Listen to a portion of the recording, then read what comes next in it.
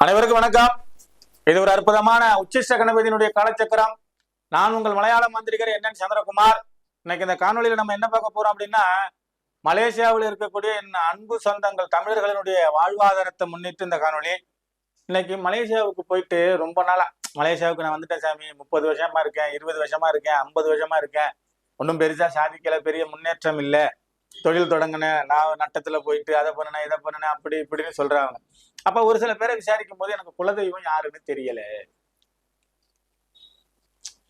குலதெய்வத்தினுடைய வழிபாடு இல்லாம, குலதெய்வத்தோட அனுகிரகம் இல்லாம, குலதெய்வத்தினுடைய பார்வை இல்லாம ஒரு மனிதன் வாழ்க்கையில முன்னுக்கு போக முடியாது. ஒரு ரோட்டுல ஒருத்தர் போறாரு, பைக்கு சேண்டு எடுக்காம, சேண்டை எடுத்துட்டு போங்கன்னு சொல்றது இஷ்ட தெய்வம். ஒரு காரு டோர் ஓப்பன் ஆயிருக்கு, லாக் பண்ணிட்டு போங்கன்னு சொல்லுறது இஷ்ட தெய்வம். ஒருத்தர் அடிபட்டு கிடக்குறாரு, அவருக்கு தண்ணின்னு மூஞ்சில அடிச்சு விட்டு பார்த்து வரக்கூடாதான்னு கேட்கறது இஷ்ட தெய்வம்.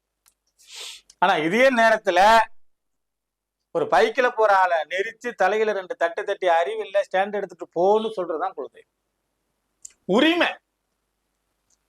அப்ப குலதெய்வத்தினுடைய அனுகிரகம் ஒரு ஜனன ஜாதகத்துல இருந்தாலோ, ஒரு ஜனனம் எடுக்கிற ஒரு மனிதனுக்கு இருந்தாலோ மட்டும்தான் இஷ்ட தெய்வத்தினுடைய சப்போர்ட் இருக்கும், தொழில முன்னேற்றம் இருக்கும், கணவன் மனைவிக்குள்ள ஒற்றுமை இருக்கும், பொருளாதார முன்னேற்றம் இருக்கும், நோய் நொடிகளில் இருந்து விடுதலை இருக்கும், மறுவாழ்வு இல்லாத பெருவாழ்வு கடாட்சம் பெற வேண்டும் என்று நினைத்தால் குலதெய்வத்தோட அனுகிரகம் பரிபூரணமாக இருக்க வேண்டும்.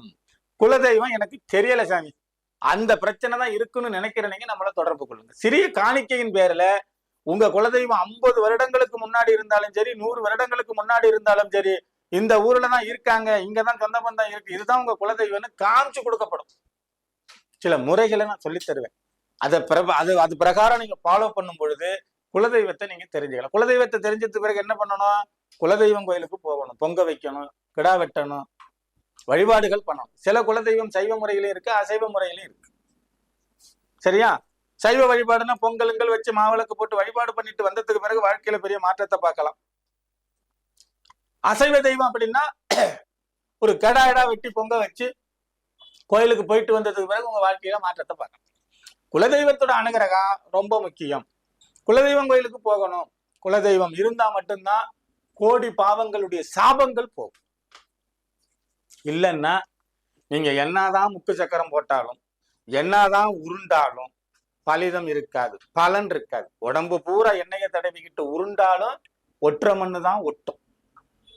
சரியா? அப்ப குலதெய்வம் வேணும், குலதெய்வத்தோட அனுகிரகம் வேணும், குலதெய்வத்தோட வழிபாடு வேணும், குலதெய்வத்தோட பேரு தெரிஞ்சுக்கணும். இல்லைன்னா வாழ்க்கையில முன்னுக்கு வருகிறதோ, இல்ல பெரிய இடத்த நீங்க அச்சீவ் பண்றதோ, பெரிய இடத்த நீங்க நினைக்கிறதோ இருக்காது. சில வீட்டுல கணவன் மனைவிக்குள்ள பிரச்சனை, கருத்து வேறுபாடு, வம்பு வழக்கு, அவமான அசிங்கம், துன்ப வேதனை, கண்டம், இன்னல், நட்டம், பிள்ளைங்களோட சொல் கேட்கறதுல, இடவாசனை விற்கிறது, நோய்வாய்கள் பட, இதெல்லாம் குலதெய்வத்தோட சாபங்க. குலதெய்வத்தோட வழிபாடு இல்லாம இருக்கிறது. அப்ப குலதெய்வத்தோட அனுகிரகம் இருந்தா மட்டும்தான் உங்க வாழ்க்கையில நீங்க பெரிய அளவுல முன்னேற்றத்துக்கு வர முடியும். குலதெய்வம் தெரியாத நீங்க நம்மளை தொடர்பு கொள்ளுங்க, உங்களுக்கு கண்டுபிடிச்சு தரேன், சில வழிபாடுகள் சொல்லி தரேன், சில பிரச்சனைகளை சரி செஞ்சு தரேன். நன்றி, வணக்கம், வாழ்க வளமுடன்.